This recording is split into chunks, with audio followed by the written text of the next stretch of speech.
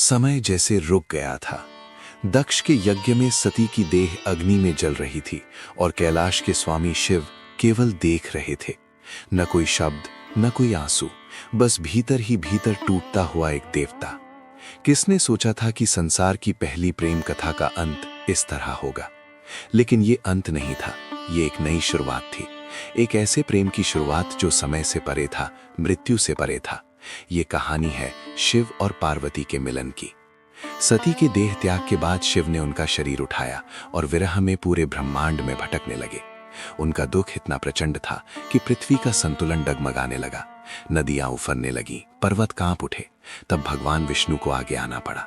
उन्होंने सुदर्शन चक्र चलाया और सती के शरीर के अंश अलग अलग दिशाओं में गिर पड़े। उन्हीं स्थानों पर आगे चलकर शक्तिपीठ बने। तब जाकर शिव शांत हुए और कैलाश पर्वत पर जाकर गहन समाधि में लीन हो गए। संसार शांत लगने लगा, लेकिन ये शांति केवल ऊपर ऊपर की थी। शिव के तप में लीन होते ही असुरों की दुनिया में एक भयंकर शक्ति जन्म ले रही थी। उसका नाम था तारकासुर। उसने कठोर तपस्या कर ब्रह्मा से वरदान पाया कि उसकी मृत्यु केवल शिव के पुत्र के हाथों ही होगी। ब्रह्मा ने वर दे दिया। तारकासुर जानता था कि शिव सती के वियोग में है और दोबारा विवाह नहीं करेंगे, इसलिए उसे कोई भय नहीं था। वर पाकर उसने तीनों लोकों में आतंक मचा दिया। यज्ञ नष्ट होने लगे, देवता हारने लगे, स्वर्ग कांप उठा। देवता ब्रह्मा के पास पहुंचे और विनती की कि यदि शिव जागृत नहीं हुए तो सृष्टि नष्ट हो जाएगी। ब्रह्मा ने कहा कि तारकासुर का अंत केवल शिव के पुत्र द्वारा ही संभव है और इसके लिए शक्ति का पुनर्जन्म आवश्यक है। तभी यह निश्चय हुआ कि शक्ति को फिर से जन्म लेना होगा, क्योंकि शिव और शक्ति के बिना सृष्टि चल ही नहीं सकती। हिमालय की पवित्र भूमि पर राजा हिमवान और रानी मैना के घर एक दिव्य कन्या का जन्म हुआ। जैसे ही उसने आंखें खोली, पूरा महल प्रकाश से भर गया, मानो स्वयं शक्ति ने धरती पर कदम रखा हो। उस कन्या का नाम रखा गया पार्वती। बचपन से ही पार्वती का मन प्रकृति में रमता था। नदियां, पर्वत, पशु पक्षी और विशेष रूप से वो योगी जिनकी कथाएं साधु सुनाया करते थे। महादेव का नाम सुनते ही पार्वती की आंखों में एक अजीब सी चमक आ जाती थी, जैसे आत्मा किसी भूली हुई पहचान को याद कर रही हो। जब पार्वती केवल 4 वर्ष की थी, तब नारद मुनि उनके घर आए। उन्होंने भविष्यवाणी की कि पार्वती पूजनीय होंगी, लेकिन उनका विवाह एक ऐसे योगी से होगा जो भस्म धारण करता है, शमशान में रहता है और संसार से विरक्त है। ये सुनकर रानी मैना चिंतित हो गईं, लेकिन नारद मुस्कुराए और बोले कि वही योगी सृष्टि का स्वामी है। उस दिन से पार्वती के जीवन का उद्देश्य तय हो गया। समय बीतता गया, पार्वती युवा हुई और उनके भीतर शिव को पाने की भावना दृढ़ संकल्प बन गई। उन्होंने राजमहल त्याग दिया और कठोर तपस्या के लिए हिमालय की घाटियों में चली गईं।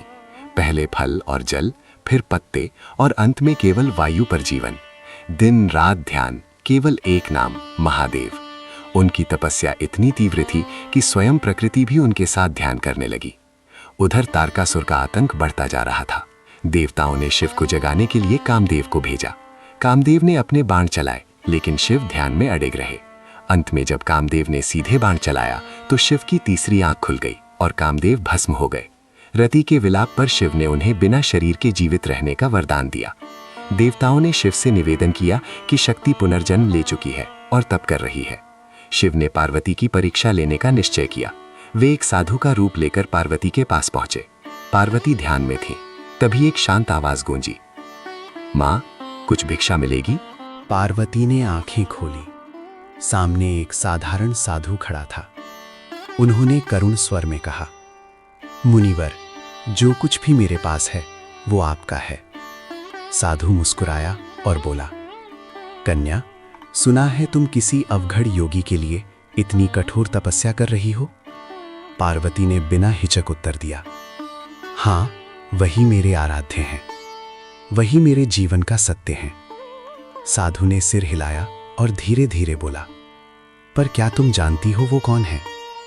वो शमशान में रहता है, भस्म रमाता है, सांपों को गले में डालता है। उसके पास न धन है, न घर, न परिवार।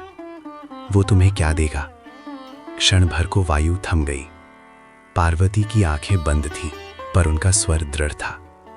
मुनिवर, वो मुझे कुछ देने के लिए नहीं है, वो स्वयं सब कुछ है। वो शमशान में इसलिए रहते हैं क्योंकि उन्हें मृत्यु का भय नहीं। वो भस्म लगाते हैं क्योंकि उन्होंने अहंकार को जला दिया है। साधु ने फिर पूछा, और यदि उसने तुम्हें स्वीकार न किया तो? पार्वती की आंखों से आंसू बह निकले, लेकिन आवाज कांपी नहीं। तो भी मैं उन्हें चाहूंगी, क्योंकि प्रेम सौदा नहीं होता। मैं उन्हें पाने के लिए नहीं, उन्हें समझने के लिए तप कर रही हूं। शिव यदि मुझसे दूर भी रहें तो भी वे मेरे भीतर रहेंगे। इन शब्दों ने शिव के हृदय को झकझोर दिया। सदियों बाद पहली बार उनके भीतर सती की वही भावना जागी। उन्होंने सोचा, ये प्रेम मांग नहीं रहा, ये समर्पण है। साधु ने अंतिम प्रश्न किया, यदि संसार तुम्हें रोके, यदि माता पिता दुखी हों, यदि तुम्हें कष्ट ही मिले, क्या तब भी तुम यही मार्ग चुनोगी? पार्वती ने शांत स्वर में कहा, यदि ये मार्ग शिव तक जाता है तो हर कष्ट मुझे स्वीकार है, क्योंकि शक्ति बिना शिव के अधूरी है और शिव बिना शक्ति के शून्य। बस यहीं शिव टूट गए। वो साधु मौन हो गया। फिर उसके शरीर से दिव्य प्रकाश फैलने लगा, आकाश गूंज उठा। वो साधु महादेव बन चुके थे। देवी, शिव की आवाज भर आ गई, तुमने मेरे विरह को समझा, मेरे भय को नहीं।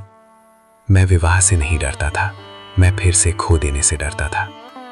शिव ने पार्वती की ओर हाथ बढ़ाया, लेकिन तुम्हारे प्रेम ने मुझे सिखाया कि जो समर्पण से जुड़ता है वो कभी खोता नहीं। मैं तुम्हें स्वीकार करता हूं, केवल पत्नी के रूप में नहीं, अपनी शक्ति के रूप में, अपने अस्तित्व के आधे भाग के रूप में। पार्वती ने शीश झुका दिया। आंसू धरती पर गिरे और वही धरती पवित्र हो गई। उसी क्षण देवताओं ने जय घोष किया, हर हर महादेव, क्योंकि उस दिन शिव ने विवाह स्वीकार किया था, लेकिन उससे भी बड़ा उन्होंने प्रेम को स्वीकार किया था। विवाह की तैयारी आरंभ हुई। शिव की बारात अनोखी थी। भूत, प्रेत, योगी और अघोरी, ये देखकर रानी मैना भयभीत हो गईं। पार्वती ने शिव से प्रार्थना की कि वे सौम्य रूप धारण करें। शिव ने वैसा ही किया। चंद्रमा से सुशोभित, शांत और दिव्य स्वरूप में वे प्रकट हुए। तब रानी मैना को सत्य का बोध हुआ। विवाह में स्वयं ब्रह्मा ने मंत्र पढ़े और विष्णु ने कन्यादान किया। शिव और शक्ति का मिलन हुआ। उस क्षण पूरा ब्रह्मांड स्थिर हो गया। यही मिलन सृष्टि के संतुलन का आधार बना। इसी ऊर्जा से आगे चलकर कार्तिकेय का जन्म हुआ और तारकासुर का अंत हुआ। विवाह के बाद कैलाश पर शांति छा गई। पार्वती ने शिव से पूछा कि क्या ये सब नियति थी। शिव मुस्कुराए और बोले कि ये उनकी संयुक्त लीला थी। शक्ति के बिना शिव अधूरे हैं और शिव के बिना शक्ति दिशाहीन। जीवन और मृत्यु अलग नहीं, प्रेम और ज्ञान अलग नहीं, यही सत्य है। और आज भी ये कथा हमें सिखाती है कि सच्चा प्रेम मांगता नहीं, समर्पण करता है। जब शिव और शक्ति एक होते हैं तभी सृष्टि चलती है और तभी ब्रह्मांड में वही शाश्वत स्वर गूंजता है, शिवोहम, मैं ही शिव हूं, मैं ही शक्ति हूं।